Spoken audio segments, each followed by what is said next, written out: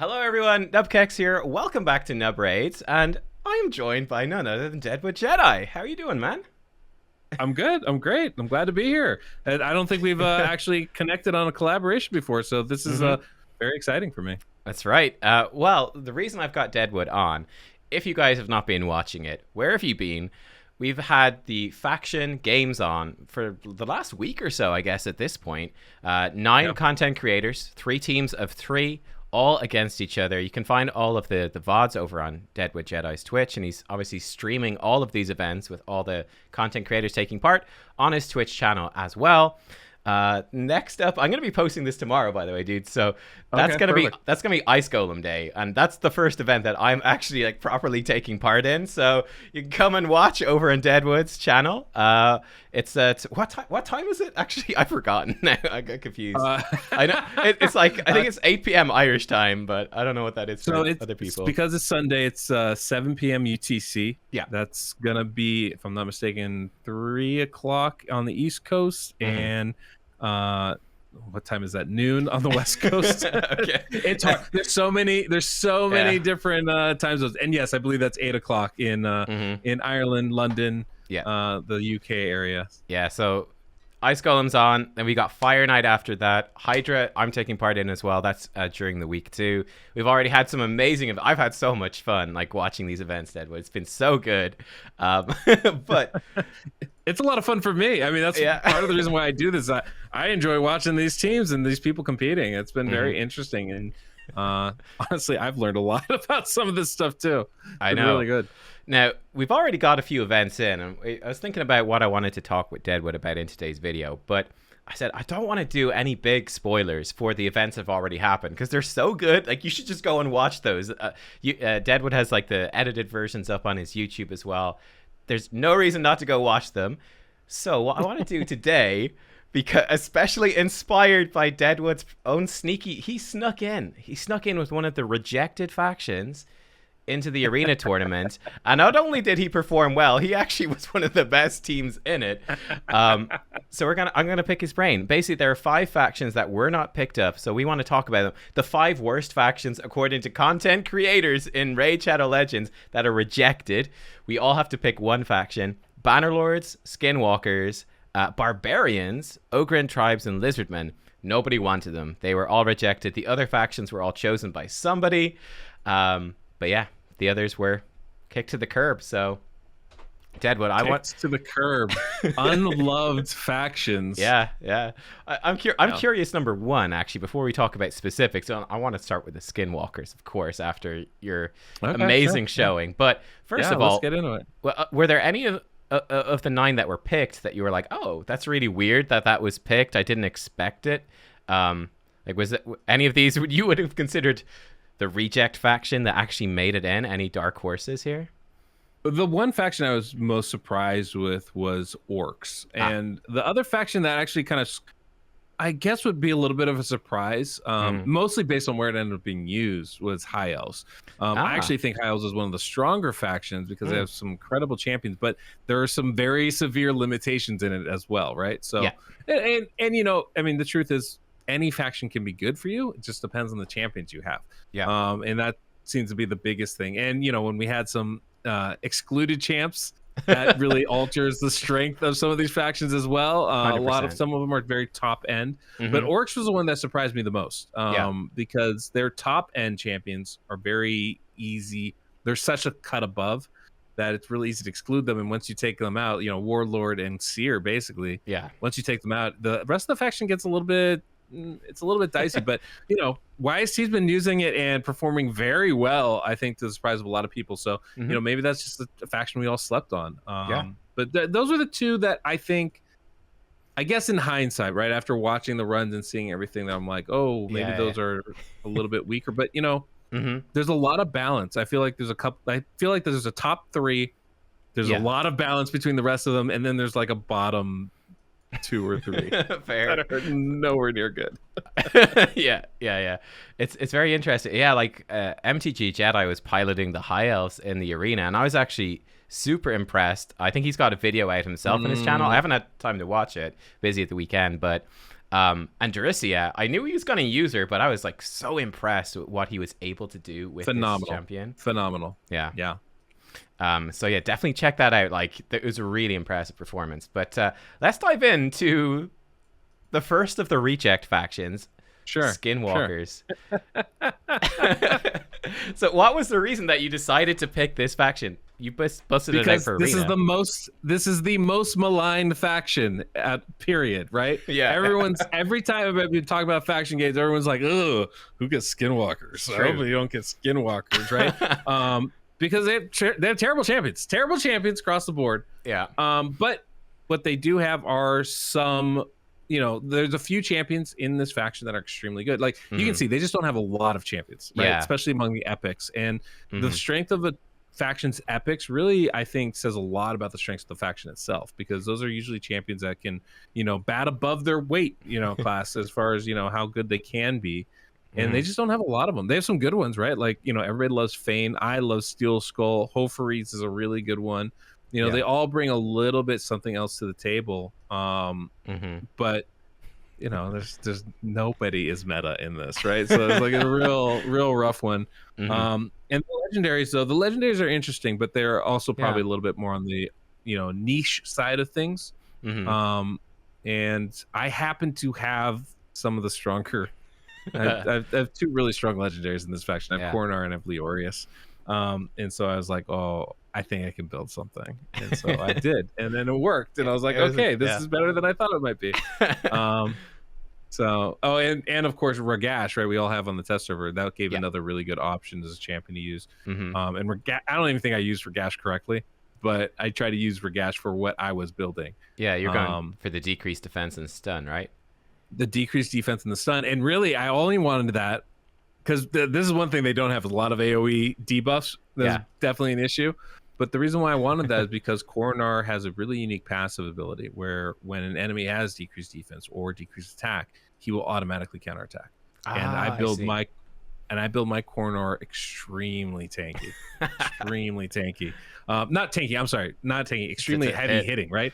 Yeah. Like, hits really hard. And it's an AoE strike. So for me, that was like, I just wanted to activate my Coronars. Like, I used to run double Coronar as a defense a lot.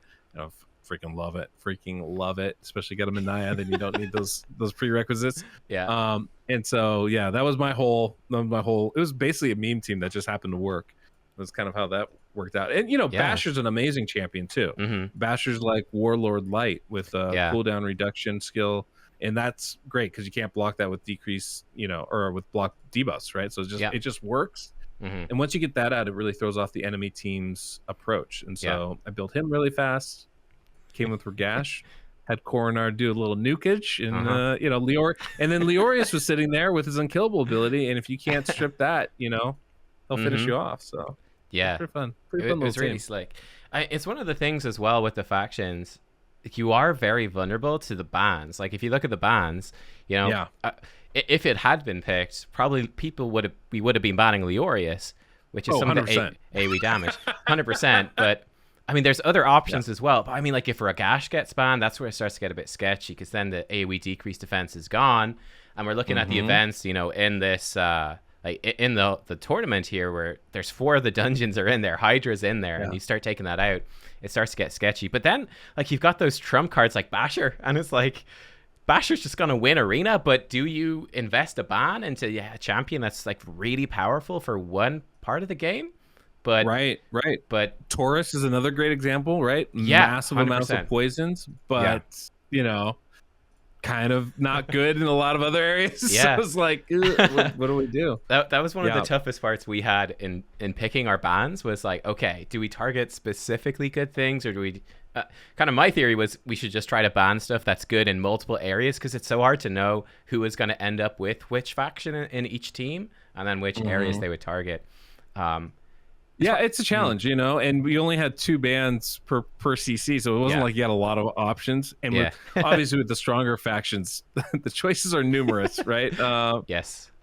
But that was an interesting part. I definitely think we will probably expand that portion next time. If you had picked up Skinwalkers, and like this was your team that you were competing in, so you I did would have hated amazing. my life, but Well, you did amazing in arena. Let's like assume that there's no bans for now, so that's pretty open, or maybe Leorius okay. ban. But like, what other? Do you think there would have been any other content that you'd be like, okay, Skinwalkers might be a bit of a sleeper hit in here? I think Ice Golems would probably be a really good one, actually. Yeah. You've got Steel Skull, who brings a cleanse and a lot of healing and some poisons. You've got Hofaries, who's also a really good healer, or reviver, I should say. Solid revive champion. Someone else maybe, maybe it would be good, would be somebody like, well, no, I think it's pretty much, it's those two, and Taurus would have to be your go-tos. Yeah, yeah. Right? I got it. You know, I mean, there's some potential with Yaga or Scabrius, right? Like they both do some poisons, I think. Yeah. Does he have an AoE, or does he just have an A? No, he's got AoE attack with Leech, but he does have poisons on his A1. Yeah, so honestly, it's tricky. It's tough. The hard part would be getting through the waves. That might be a real challenge. And I have very few legendaries. I have Leorius, I have Coronar, and I have Cleopatrix. So okay, right, you're missing a lot of options on my side of things.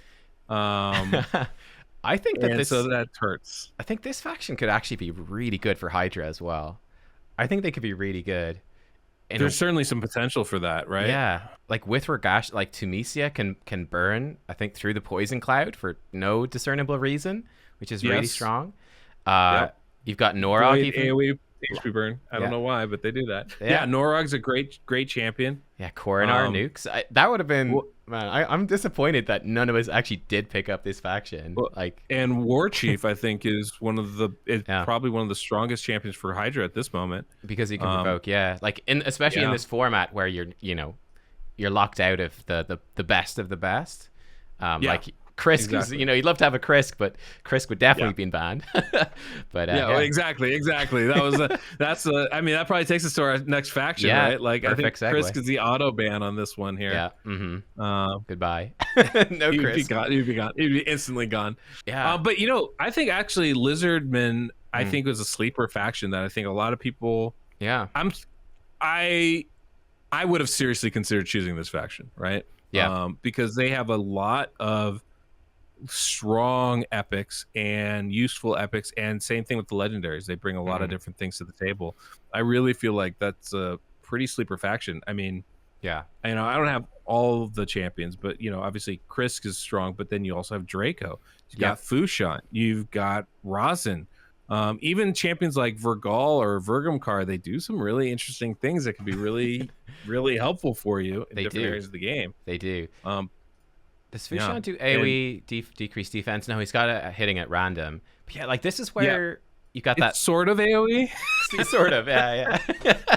This is though where those mind games come in. Doesn't actually Roxam does it, doesn't he? He has AoE decreased defense and weaken potentially. Like that's where I think, especially in this sort of format, that becomes really strong. Where you got this faction and it's like, okay, well we can ban out. We got to ban Krisk, and then, okay, do we want to ban Draco, get rid of decreased defense and weaken? But then you have these other champions that can do it as well, so then you become really stressed. It's like, we take out Draco, and then, we'd rather have Draco than Roxanne, probably, but you still have that option available. Oh, wait, are you going to leave Ramontu on the table to completely destroy an arena? Yeah, arena, right? And we're not even talking about, what's his name, Chagger, who can be a real pain in the butt for a lot of people. I don't have him, but like that. And Nekmo is a good one too. Nekmo's not somebody to sleep on. No, new champion, right? A lot of utility with the increased speed, the decreased speed. Yeah, but those are the legendaries, because the epics are strong too. I mean, Jareg, Venomage, right? You're talking about speed runs. How good would Venomage be for those dungeons? Aox is really strong. This might be one of the stronger Hydra factions, I think, too. Yeah, is it too late for me to switch my faction here, Matt? You're talking. Some sort of error on the documents here. You all remember? Wait a minute. Nubkeks pick lizards, right? Yeah, of course. Yeah. That sounds right. Yeah. But it is a cool faction. Okay, let's jump into the. I mean, it's kind of funny. We're already seeing a lot of good things potentially in Skinwalkers and Lizards. Let's jump into the other two. So we got Ogryn, Bannerlords, Barbarians. I say Barbarians. Let's go to them. Sure. This was, I think, probably the one that didn't get picked that surprised the most people. Very strong faction as well, I think, overall. Yeah. I can tell you why I didn't pick it, which is, and why YST didn't pick it either, is that neither of us have very many of the legendaries, which is probably where the strength of this faction is.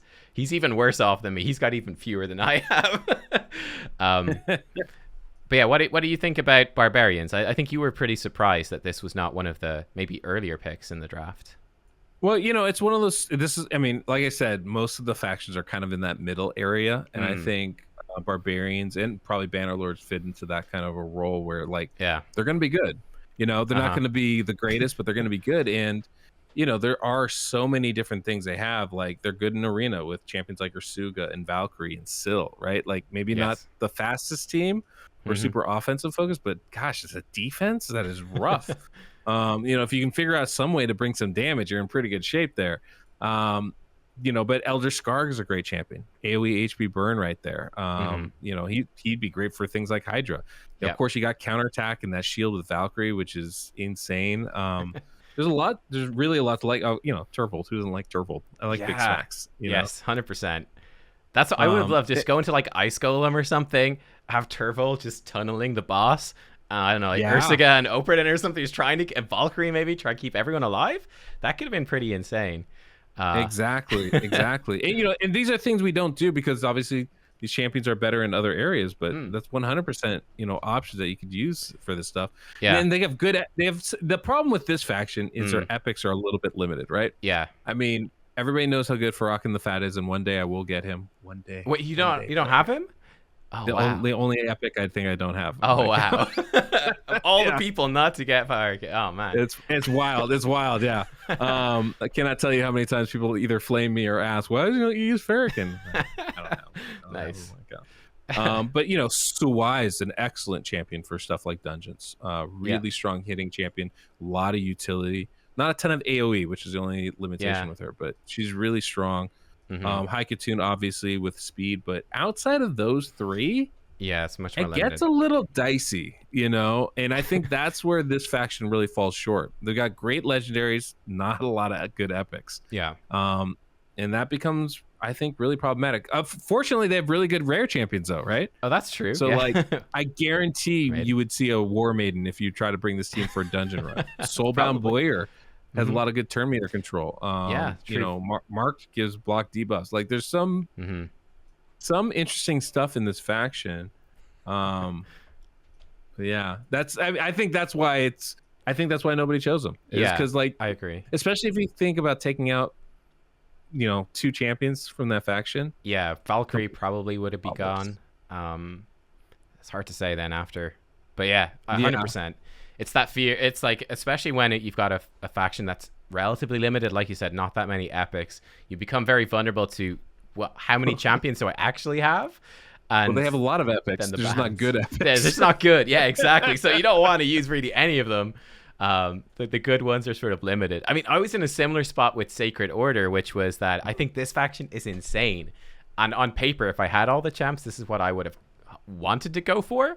It was obviously taken before I would have had the chance, but like, you know, I don't have the really, really good ones that, you know, I don't have the Martyr, the Cupidus, or like Sir Nick. That would have been cool doing some sort of unkillable, you know, just I feel it. I've got no Venus, no Cardiel. It becomes a lot rougher at that point, but they have good epics to balance it out. They right? do. And even if you don't have the legendaries, it's still a solid faction. You can do a lot with it because of that. This was to me, I think, the, you know, a top 3 or 4 faction in my opinion. Okay, we're back. Short break for Deadwood to open the door for food. Haven't eaten today. We're recording stuff. We got faction games to do. What can I say? Yeah, so I was very kind and I was like, okay, Deadwood, you're not allowed to eat until we finish talking about Ogryn Tribes. We know people want to talk about the Ogryn Tribes. So it's all like, you know, I gotta follow the rules. It's not up to me. So it's true. Yeah, I just want to say, in terms of the Sacred Order, I just want to, like, when you look at this sort of format and banning them out, it's like, okay, we tried to remove decreased defense. I really think you have to ban Venus now. Like, her and Cupidus are just insane. And I think especially with that change, yeah, 100%. And I think you ban her over Cupidus, but it's like, okay, we got rid of the decreased defense weaken, but then they're coming in and they still have Deacon in there for decreased defense. Like they still have another option. It's like, okay, you're not going to ban Deacon as well. You remove Cardial as like that healer reviver. They still come in with the Godseeker and Eerie. Even in terms of block buffs for Hydra, they got Archbishop Pinthroy and Phoenix can even do block buffs. HP Burn, Mordecai, Venus, and Cupidus now, just to rub it in. So it's like, that's why I really would have wanted this faction, and what makes it strong is like, no matter what you try to ban, they're going to have something really OP left over as well, which is kind of spicy. Well, and I think that's the big thing we're seeing in these faction games is it's all about options, right? So, you know, the more options you have, then the more flexibility you have to actually build a team and build it the way you want to build it. And some of these factions have a lot of options. You know, we've covered some of them, and some of them don't. You know, like 100%. That makes a big difference. And yeah, I think that's really what's showing the stronger factions from the weaker ones. Yes. Yeah. Speaking of Banner Lords, this was one I think again people expected more to have been picked up. I don't know what you think about them, but for me, when I was looking at them, and I was definitely considering doing this faction. I even built up a Baron and was trying him in Hydra. I was like, maybe the Sky Piercer is going to destroy Hydra. And then it wasn't that good. So I was like, okay, I'm going to put them aside. Because I feel like in terms of damage, expecting bans, like Septimus is going to be banned because we're doing level 20 dungeons. You destroy it. And then after that, your options for damage start to get quite limited. Like they don't have another AoE attack nuker in the legendaries. It's just not there. Compared to other factions, even in the epics, it's not really there. They've got Stag Knight, they've got Ursula, really good stuff, but in these games, like we're looking for speed, we're looking to smash stuff as fast as we can. I don't think they have that. Do you sort of feel the same, or do you think there's hidden potential here? I think there is some hidden potential here. I think it's a little bit, you know. it definitely doesn't have the kind of damage options as a lot of the other factions, right? So I feel like you try to bring this team into somewhere like Arena, you're probably going to struggle. You know, it's just not going to be super fast. You have a lot of utility here, but not a ton of straight raw damage. So like outside of Septimus, outside of Baron, it gets a little bit dicey, and you have to start prepping some things to make it work, right? But there are hidden gems here that I think people sleep on. You know, Lord Champfort's amazing for Hydra. Yes. Like literally one of the best champions. So like you do have options there. And I feel like this would actually probably be a pretty strong Hydra team, because you also have Thalia, who's amazing for it as well. I mean, I would not want to sleep on her. I think she's outstanding. Manaya brings some great heals. So like in the legendaries, you got some stuff going on there. And then, you know, when it comes to the epics, you know, champions like Stag Knight, super useful, right? Guard. You know, so you're getting those AoE, it's decreased attack, decreased defense all throughout this faction. And I think that's super valuable. Ursula is really good too, right? You know, I think we sleep on that a little bit. And, you know, it does have some poisoners, like Rowan is a solid poisoner. That's true. Richtof the Bold is solid, and actually surprisingly good for dungeon runs, because his A3, I want to say, or A2 hits really, really hard. Yeah. And so, you know, plus he brings some poison. So are some things in here that can make for, I think, some pretty fast dungeon runs. But you're right, the AoE damage is just super lacking. You know, but, you know, even if you banned, I'm going to say this, even if you banned Septimus, even if you banned Baron, I think Richtof can really do a really good job of carrying you through the dungeons speed-wise. But also somebody that might, you know, I'm just saying, take a look at is Knight Errant. Knight Errant has some of the highest multipliers in this game. Interesting. And with some of the highest attack numbers. So he's a real good champion. Real good. I mean, not real good champion, but just somebody, you know. Okay. Actually not a good champion, but can hit really, really hard. You know, like at least one or two hits really, really hard. Someone to watch, you know, in the next faction games. Yeah. So just something to think about. I mean, I think this would definitely have been a hard one. Archmage Helmet might have been a real consideration for a ban. Yeah, as like one of the few speed champions in here. That's true. And he can do pretty hard as well. I think if you build him like kind of Brogni style with lots of attack, I think he does smack pretty hard. He's got solid multipliers on his kit for sure. But yeah, it's definitely more of a support faction. Yeah, and I think that is probably one of the limiting factors in it. So Yes. I don't speed running dungeons probably not your best bet. True. But could make for an interesting arena team, right? Especially with the Baron. If you have Baron, if you That's have true. Sathalia, there's could be definitely some interesting arena combinations in there you could make happen too. Yeah. And Raglan as well, if she's in there with the revive and the 2-turn cooldown, full turn meter. Yeah. Pretty yeah, nice. yeah. If you're lucky enough to have one, do not. But nope. Okay, so the final faction we want to talk about today, and you can see why I've left it to last here. We've got a bare list of legendaries. We've got 8 legendaries total. Ogryn Tribes. 9, I think. Have I miscounted? Have I miscounted? Am I blind? I think it's 8 here on screen. Is it not? Do you have 8? Do you have 9? Have you a secret legendary? Nope, I miscounted. I just can't add. That's all it is. Don't worry about me. that was hacking the game here. Hold on, let me put my glasses on here. What is it? It's 8. It's 8. I'm sorry. Okay. My bad. All right. My bad. Okay, but let me ask you: is this the worst faction in the game? Would this be the last pick? No. Okay. Skinwalkers is still the last pick. Really? Okay. And so we covered Skinwalkers, right? We were talking about Skinwalkers has some really good legendaries. Yes. Well, it has some pretty good legendaries. Yes. But it's got what we were covering. Like it's got some strong epics, but it's a pretty bereft group. Yeah. I mean, straight numbers. This has a lot more options. Period. Right. Also, you got I think Claude is an amazing champion. Maneater, we all know is amazing.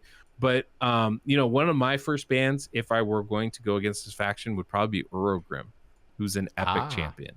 Interesting. Because he just lays on the poisons and can solo those bosses pretty much by himself. Very good champion.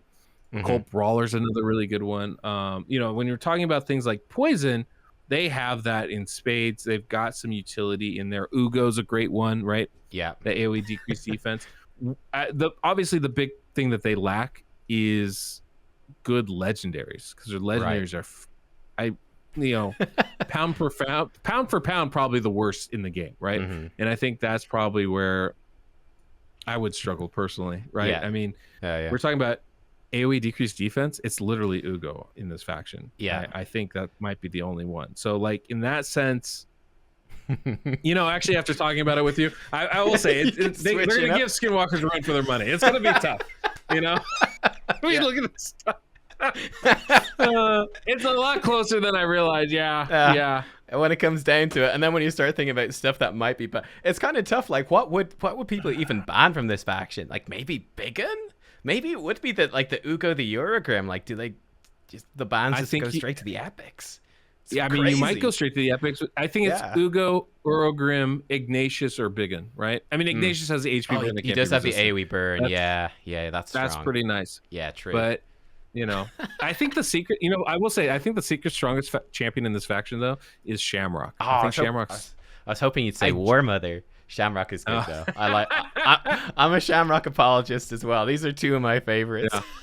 I just pulled him recently. Actually, I'm really excited to build him up because I feel like he's got so much utility. He's great. All throughout the game. But when we're talking about like the competition parts of this, just not a champion I'd be gunning for at all. No, he's great in Hydra. Would really help there. But again, all the other areas, like beat the spider with Shamrock, not happening really.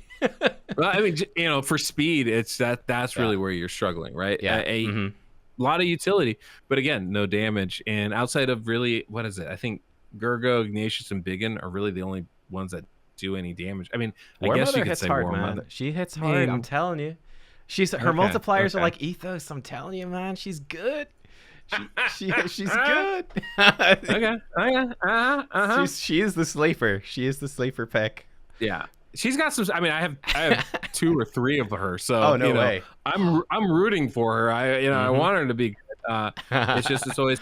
But bombs are such a hard thing to actually make work in this game. Yeah. But that. I mean, like literally, if I had this faction, I might try using War Mother in a bomb team. Right? Oh, like, 100%. Give me Grunch. Give me War Mother. Let's see if we can't make some explosions happen. Because what else are you gonna do? Yeah, if I had her, I probably would have picked this faction just because I was like, "There's no way anyone would ever ban War Mother. She's so hated," and then just try to do something cool with her. But yeah, very easy though Accurate. for the other bands to just completely cut the feet. Yeah, just Ugo band away. You're like, Oh yeah. uh-oh. Oh yeah. That's Oh not yeah. good. Yeah. Lose the Ugo and there's a lot of trouble. Yeah. You know, Gertuk's great for that block buff part, but the AoE decreased defense, that's true. Yeah. That's rough. Well, there we go. I mean, it's interesting how these. I mean, it's interesting how basically everything's pretty solid except for Skinwalkers and Ogryn, right? Yeah. You know, like Lizardmen would be in that group, but at least the quality of their champions is so much higher. Yeah. I think than most others. You know, less duds. It's so fun. Like, there's literally more than twice as many Sacred Order champions as there are Skinwalkers. Like, that's crazy. Crazy. That's crazy. There's so wild. There's 4 Shadowkin and there's Skinwalkers. Shadowkin almost have as many lizards as well. Yeah. High Elves it's actually rough. small I too, mean, but yeah. Yeah, I was surprised by that actually. I know YSC was talking about that, and I didn't realize it, but they have hardly any epics. Yeah, 10 epics, almost on none. You know, it's nuts. Yeah, that's shocking, really, because it's the kind of faction. It's the kind of faction they like to do art for, right? I mean, that's really what it comes down to: is what can they do art on, and you know. Clearly, they like the evil and the warriors, right? We got a million banner lords, we got a million Sacred Order. Yeah. So put them in armor, or make them evil, and we'll get a lot of champions in there. Make them a demon spawn. It's all good. Right. Well, so hey, what were your top factions in here? Like, if you had to rank like your top 4 or 5, so what would those have been? Well, my top 2 were Dark Elves and Demon Spawn. So I would have put Demon Spawn number 1, Dark Elves number 2. But I've been really impressed by Dark Elves. They've been difficult, especially because they were paired with Sacred Order in the draft. So in terms of banning stuff, it's like, okay, well, we really need to ban the Venus and the Cardial. And then there's other stuff as well. And then in the Dark Elves, it was, again, to ban them out. I banned Lydia. We also banned... I'm not sure if we banned any other legendary from this faction, actually. But... Oh, we banned Coldheart. We had to ban a rare. We had to ban Coldheart, you know? Isn't that wild? Crazy. Yeah, she's just too good. It was just Spider and Fire Knight. She's just too strong. But then we forgot to ban Zavia. So it's kind of going, uh-oh, Poison Explosion. Yeah. They have so much going on. So they're my top 2 factions. And then I had like Sacred Order, Undead Horde be like the S-, I think like a step below, but still insane. And then I think Knight's Revenant was really underrated, actually. I couldn't believe I got it that far into the draft. I'm very excited to see what you can do with Knight Revenant, because I think you're right. I think they have a lot of interesting champions, interesting options to their kits. They do. Especially with the new champions we've been getting, right? I think that makes a big difference. Huge. Yes. Kind of helps balance out a lot of the stuff there. But yeah, that's definitely a sleeper faction. They don't have great epics, though, it seems like. No. It's like a mixed bag. It's a mixed bag. Yeah, they do. I almost wanted to do a Deathless build for Arena, but I didn't think it would work, where she hits really hard if people are dead. I was really thinking about it. But then I figured she'd have to be in Stone Skin, and they could just... it'd be a 50-50. They could strip it, and she'd just be gone, so... It could be really interesting, though. I'd be really interested to see how that one would work. Oh, yeah. If we ever do, like, an Epics-only version of this, for example... I'd expect that Deathless to be showing up then, because it's like the buff strippers are going to be much more limited. The kill potential, she could be pretty nuts. This idea. Yeah, I like this idea. I might just build a slow Deathless just to see. One thing I wish this faction did have would be an ally attack. Like, I think you give them an ally attack, and then it's like, okay, suddenly a Senacia Skullcrown combo, for a tournament that like becomes this insane. Would have been insane. But yeah, without that, they're still really good, but more difficult to tune it and everything. But yeah, anyway, dude, there we go. Actually, before we go, what would have been your top 3 factions if you had to pick 3? The top 3 factions. Before we started, actually, I'd ranked all the factions. I was thinking I'll probably do a video on that once this is all done. People will be interested. But yeah, will your opinion have changed? Well, it already has, honestly. Okay. I've been super impressed with both the Dark Elves and the Undead. Yeah. I thought Demon Spawn was probably the strongest. There's a lot of balance, a lot of different, champions. It's deep. It's, not only a ton of great legendaries, but a ton of really good epics as well. With a lot of utility in them. So that would have been my top one. but Sacred Order was also up there because, again, a lot of balance, a lot of champions, right? Yes. And a lot of really good ones. Mm-hmm. But boy, I've been kind of shocked and amazed at how great Dark Elves are. Yeah. And realizing, you take away 1 or 2 top champions and there's still like 3 or 4 more that you have to account for. Yeah. And Undead is the same thing, right? Like you guys, I think, banned Sify and Mashal. Yeah. And we still have Necrit and Rhodos. Yeah. Bad Alcazar. Like still like a ton of amazing champions. Mm-hmm. Not to mention some real solid epic champions, right? Like, Husk. Yeah, Husk has been a revelation. Gorgrab is super underrated, True. As a champion. I really like him for a lot of stuff. Vogoth hasn't even been used yet. Like, ugh, I know. There's so many options. Freaking Karam made an appearance. Like, it's so good. It's an interesting. I think it is a step below, like you're saying, like S minus, but yeah, I wasn't sure about the S part, and I'm definitely considering part of that S tier now. Like, I know. I think those are the 4 that are easily the strongest. This was the faction that I wasn't as sold on either, and then Scratch was like, "This is my faction, guys. Let me have it." And we're like, "Okay." Go for it. And he did insane stuff. Harvest Jack coming into the arena defense. I think he had a +4. Harvest Jack, that was sick too. Harvest Jack's ridiculously good. Yeah, that's definitely a really good champ. I mean, Crypt King Grawl is insanely good, Yeah. Scratch was like, thank God they didn't ban. That was the champion. Like during the draft, he was like, okay guys, I don't think they're gonna ban Crypt King, but if they do, I'm in trouble. Let's hope they don't. And we got away. The interesting thing about that faction is there's no bad legendaries. Yeah. It's not to say that they're all great, but none of them are bad, and that's a huge difference. You can go look at a couple of those other factions we talked about, and you'll see a clear difference right there. It's been very interesting. Yeah, again, for people watching, I'd say that some of the legendaries they would think were bad. Let me tell you, Scartorsus, Blood Gorged, Harvest Jack. Guess what? Scratch used all of those in arena. So again, you got to go watch that video. These legendaries people don't think of. And Scratch was like, yeah, Scartorsus, he was my guy. This is the dude that let me do so much. Right? There you go. Champion people never think of. So yeah. Look, Deadwood, thank you so much for jumping on today. And pleasure. Delaying your dinner so that we could record this video. It's a big sacrifice. It's lunch. It's fine. It's fine. Oh, right. Of course, you're that far behind in time. Oh, well then. Never mind. It's nothing. Apology rescinded. Apology rescinded. I take it back. No. Cheers so much for coming on. It was great fun. Again, everyone, make sure to check out Deadwood's YouTube videos on all this amazing content, and come watch the streams live. It's been insane. I think there's been over 1,000 people watching every single day so far. Every single day. Yeah, and we're giving away gems, giving away 1,000 gems every stream. The last one, we're giving away like 6,000 gems or something. Wow. So, yeah, it's been great. I have to say, we get a lot of hate to Plarium sometimes for some of the, decisions they make, but they've been very generous in this, and been really appreciative and worked really well with us. Setting up the test server for us and extending the duration so we can make these things happen is great. Yeah.